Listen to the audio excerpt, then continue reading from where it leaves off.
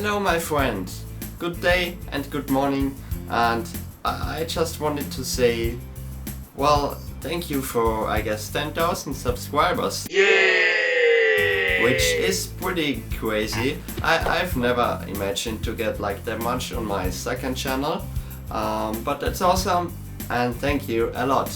I have to apologize for the inactivity on my channel. Well, I don't really have a 10k special video prepared, but I want to share something which might be interesting to hopefully most of you guys, and it's the making of the Atlanteans, Atlantic Craft parody. So I'll just go share it to you, show you what I've been working on the past 5 months. Oh, and by the way, you might want to check out that crazy setup I made to record this. I know, it's super professional. The entire project folder for the project, I don't know why I call it titanium, is about over 70 gigabytes, and there's quite some stuff going on. What I did was creating, I think, 20 scenes for the entire parody and a bunch of assets. However, the first thing I got was, well, of course, the soundtrack, the music, and then I got this pretty long script here with actually a lot of backstory, and half of it only is the basic idea and of what's going on in the music video. So what I had to do was trying to filter out what I have to do for the video out of those 8 pages of long backstory and stuff. And once I got this sorted out and a little bit summarized, I was able to finally start working on this storyboard, which I made my beautiful hand drawings again. And you might be able to recognize, okay, you probably don't recognize anything because my drawing skills are just too awful. So here I edited together the storyboard with the music and try to cut the scenes, define how long is which scene, and basically that's what I call a mock-up. The first sort of base video, which I then showed to Atlantic Craft and, well, got a green light to go on. So the next step, now that the storyboard was done, was of course creating all the assets I need for the parody. If we go in my beautiful architecture of scenes and files, so this is first of the assets. It's the I called it Atlantean Rocky Guardian, even though it's more icy than rocky. This is one of those guardians you've seen in the video. I modeled it myself, tried to texture it, and I have no idea where everything is going. So there we go. It's a super simple rig. It can do what it needs to do, and well, nothing more than that. But I guess it worked. Let's look at the drill. Oh, well, in fact there was like a first version of the drill I made, and they didn't like it, so I had to make another one. This is the final drill, because they wanted it to look more like this way, which I do think it does look quite better. I do like this version even more. And here's the drill digging through the portal. I don't know if people noticed, but it's powered by creepers who drop down and explode. So that's the drill I made here, going all the way up to the surface where creepers jump in. Kinda weird, but yeah, that's how it works. I had to do a lot of stuff to the main characters, like this trident I had to model myself. It looks pretty cool, I would say, and I did have to make some adjustments to the rig itself, like model his nose, let his nose move with his mouth a little bit. I had to redo the eyes so they look more Cody-like. Made the crown and of course all these pieces of armor, which were kinda hard to skin to the body so it moves correctly. It's not 100% properly working, but it's doing okay for the parody. For Joe, where is he? There we go. Same armor. I think he has a slightly different color, or at least a slightly more saturated color. I had to make that sword. In fact, I didn't make that sword. I think someone made it for me. And I just made some adjustments to the sword. Made it look even cooler. Yeah, I had to make his beautiful mouth. There we go. The Cody duck face mouth. And also we do his eyes and this funny piece at the top of his head, whatever that is. I got a lot of fishes and stuff from another guy who was nice and helped me. What I want to show you, I'm very proud of, is how these fish actually move. So all you have to do is, yeah, take them and move them. And that's it. I used some IK dynamics. You only have to animate them and they're moving like a fish would move, which is pretty cool. You can see those bone structures. It's going like all the way through the fish in some weird way. And on those I put this dynamics tag, enabled it, played around with those settings, and there we got our super easy fish animating. Yay! Also, I had to animate those jellyfishes, which I did using the point level animation. They are moving and also got some dynamics here for this little tail thingy, and that's fine.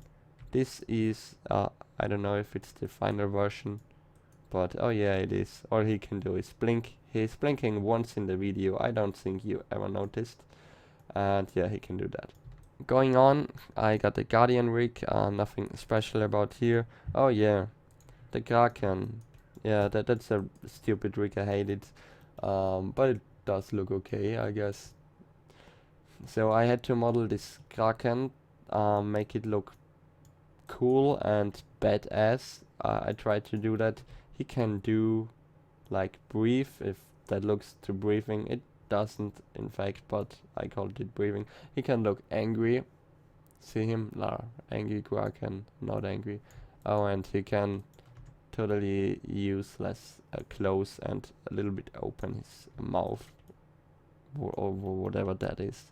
It's pretty damn complicated to animate this guy because he has a bunch of tentacles and it's just super weird. I think he also got some dynamics, did he? Okay, no he didn't. Never mind. I got this beautiful assets made by another nice guy, and I also got someone who made me this tail. It's the villager mermaid tail. I like it a lot. So this is the villager, and he just looks super stupid and because he's a mermaid and he's like all green and bluish. Pretty funny. Then I had to model the Obelisk, for example. So what we can see here is some weird spline dynamics, the chains going all with the Obelisk, and if you render it, it should give you some nice volumetric light. To get those living, breathing city, I had to model some creatures like this seahorse here. So I made him. It's again a super simple rig. He can't do much. Look around and be himself. His eyes are just this, which is funny, but it works because I can move him. Look that direction. He is also able to blink and look. I called it the Furg. Kind of weird or angry. Okay, that's super angry. I'm so super angry. Angry seahorse. Also, I had to make this shark. The armor is skinned to the body. It's okay, I would say.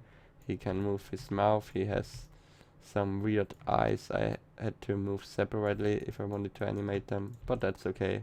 I don't even think I touched his eyes in the parody. He can move here. He can do this, and he's a fish, a shark. The submarines. This is one of them.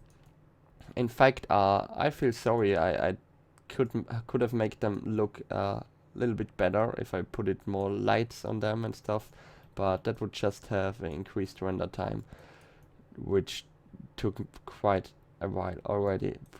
Way too long, to be honest. I think if I would have rendered the entire parody on one computer, which I basically almost did.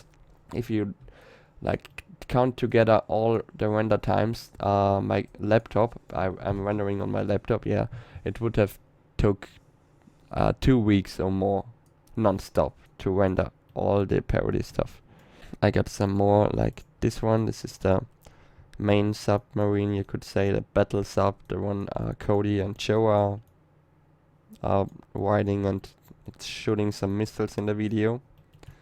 If you've seen that, I like this one best, of course. And the third one is this one. I think I got some Spaceship as reference and made it turn into some sort of submarine. Loading the city takes quite a while. I mean, the city itself, it's almost 1 gigabyte in file size, which is huge. And I placed tons and tons of lights. I mean, you could have placed lots more of lights to make it look even better, but I have to find a compromise to finish rendering and make it look okay. So here we have the train rails, which I had to model as well. So there's quite some more stuff going on than just those assets I've shown you before. And the portal as well, which is, I don't know, somewhere. There's the train. So this entire city was made by Hyperscale. I don't know how he did it, but he did great job. It's a huge build. So this is the Atlantis city made by Hyperscale. And let's take a quick look. Now that I'm inside Minecraft, you can see how huge this is. I can't even get like the entire city on the screen because the chunks are not loading. It's just too big. And yeah, imagine that importing to Cinema 4D. It's a huge file. It's a huge thing to do. Lots of render time, lots of lag on the computer if you don't like use it properly.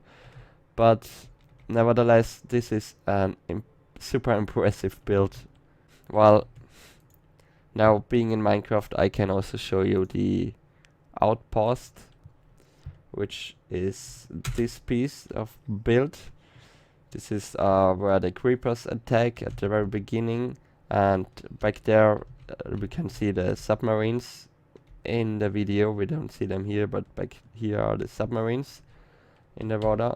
And here is the mountain where our heroes go, and once they are on top of the mountain on the other side, they have seen this huge army of creepers coming from that side. So that's that. Looks pretty cool. And the last build, I got 3 builds. The last build is the Rivain, however you say that. There we go. This is our portal, or well, that's not the portal, but that's where I placed the portal. We have we have lots of mobs spawning here. This is funny. This is really funny. Hello, how's it going, bros? What are you doing? Oh, hey, creeper. Could you blow up for me? You could kill quite some of your friends. So this is where the submarines come down, and one of my favorite shots is where the submarines face the enemy. It's kind of from that perspective, but like 90 degrees rotated. So that's one of my favorite shots. Back inside Cinema 4D, I wanted to show you the drone room. So this, I had to do quite a lot of stuff to make this look a little bit more filled, because the build itself, it would look super boring. I colored this piece here red because it would look weird if it was just white. I made that in Cinema 4D, by the way. Color this red, then I made these sort of wool curtain, whatever. I had to model the drone, which is quite big. In the parody, in fact, I sort of scaled it down for some shots, but you don't notice because I did a good work.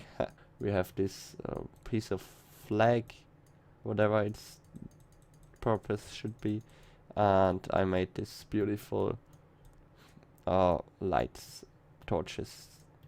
And now that all the assets, or at least most of them, were done, I could finally go into animation. But when talking about animation here, I'm not talking about the final like animation at this point. No, I am talking about the animatic. Animatic is essential for the video. It's very important to get the basic idea of the entire video, and well, to show it to let me turn the music off real quick because it's annoying. There we go. What happened in Animatic was, you can see I got, these are not the real creepers, obviously, it's just some placeholder to show what's going on, and the creepers, nothing is animated at this point, it's just showing how I want this scene to look. But what is pretty much done at this point is the camera animation. So in Animatic, my main focus is pretty much defining the camera. How is the camera moving? Also, how are the characters moving? They're all moving. They're not being properly animated, but they're moving. So in Animatic, I define where are characters going, what are they doing, and most importantly, what is the camera doing. Here's another example of Animatic. So we have the camera here of Cody. Its camera is going away. Then we see this shot. That was a very tricky scene, by the way. And yeah, then they're looking down to the creeper army. Oh, and he's like, oh. So I maybe put in some really simple animation just to show what I want the expressions to be like. But that's what I do in Animatic. So this is one of those files I use to create a parody in Sony Vegas to see where I am at this point. Here we have the entire Animatic, and what I did was putting the final animation on top of it once it was done. So I basically created the final animated version of the video. I'm sorry for that, that was my mobile phone. Here we have the final animation, which looks quite a bit better than the Animatic. Animating does take a hell of a lot of time, but I mean, I don't want to make an animation tutorial, so I'm not showing on how I animated those characters and everything. But just believe me, it took me a long time. And in fact, actually I didn't even have time to animate, but I did it anyways. I was on vacation in Greece, and I was sitting like 10 meters away from the beach, and I was animating on every day morning because I had to finish this project, which is kind of funny, but yeah. So, and while animating on the project, once I finished animation, I got into my personal favorite part, which is compositing. To show you what I did there, we have here my 20 scenes plus credits and a thumbnail file for the entire parody, and I will take a look at scene number 5 to show you what I did in compositing. Using Adobe After Effects, which is one of my favorite tools, I could make the original rendering look quite a lot better. So this is the original rendering. What you can see here, we have no explosion here, we have the guardians popping out, no water splashes, they are not shooting, there is no motion blur or any sort of depth of field effects. So everything here is happening in post. What I needed to get those effects into the final shot was, for example, this depth map. I always use a depth map, which does give you some useful data saying which is what parts of the image are how far away from the camera. Then I always love to use a object pass. I don't know if I use this one, but I always use a bunch of object passes.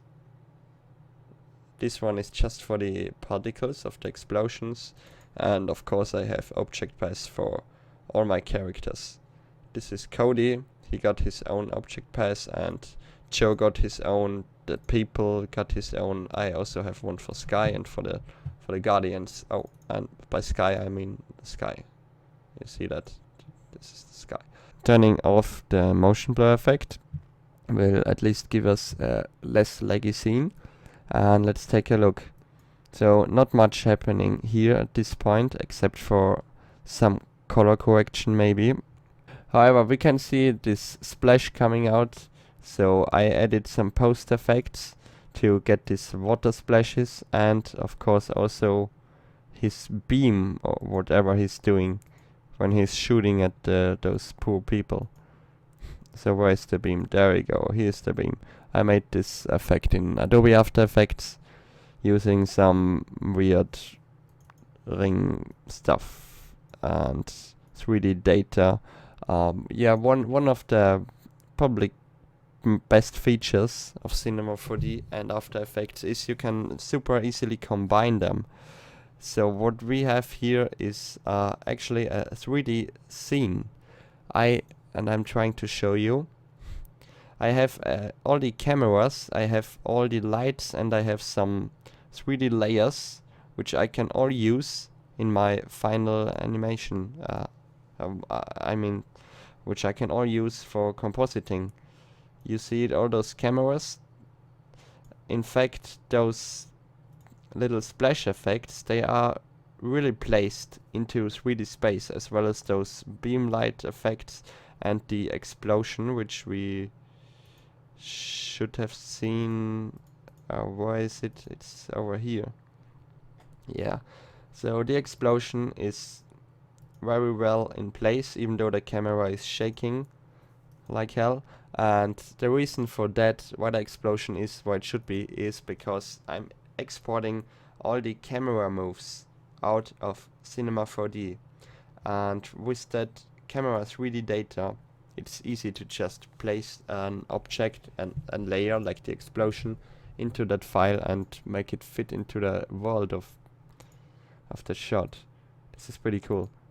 Also, what I do like to do, and you probably have seen quite a lot of it, are lens flares in the animation. And even for lens flares, what I can do, let's take this one for example. This light is parented, it's fixed to Cody's chest. And what I can do with Cinema 4D is export the light and use the 3D data in Adobe After Effects for compositing. So this light is being in the correct place for all the entire video here. And I can just place my lens flare on top of it and don't have to do any keyframes, because it's just moving with Cody as it's supposed to do. And of course I had to do all this compositing for all of my scenes. One were more work, others were less work. But at the end it does take not as much time as animating. It goes pretty fast, to be honest. Compositing, I think I did it in 2 days, maybe 3, which is pretty fast compared to animating, which took me about 2 months. Holy shit, or 1 month, I know, but way too long. And that pretty much wraps it up for that video.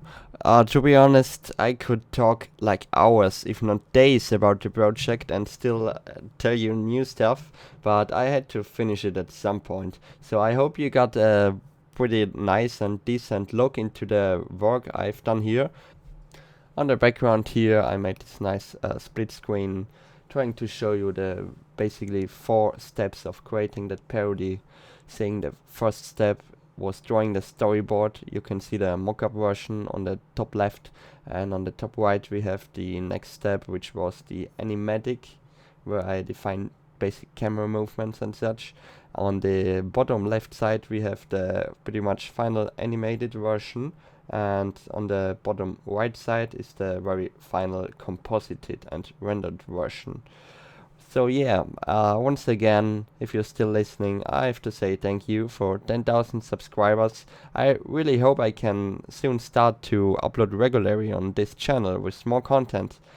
But I don't know if I can do that, because there's still 1 year to go to finish studying. But anyways, thank you for watching. I hope you enjoyed this. Damn it, I talk too much today. So never mind. I hope you liked what you have seen and see you in the next video. Bye.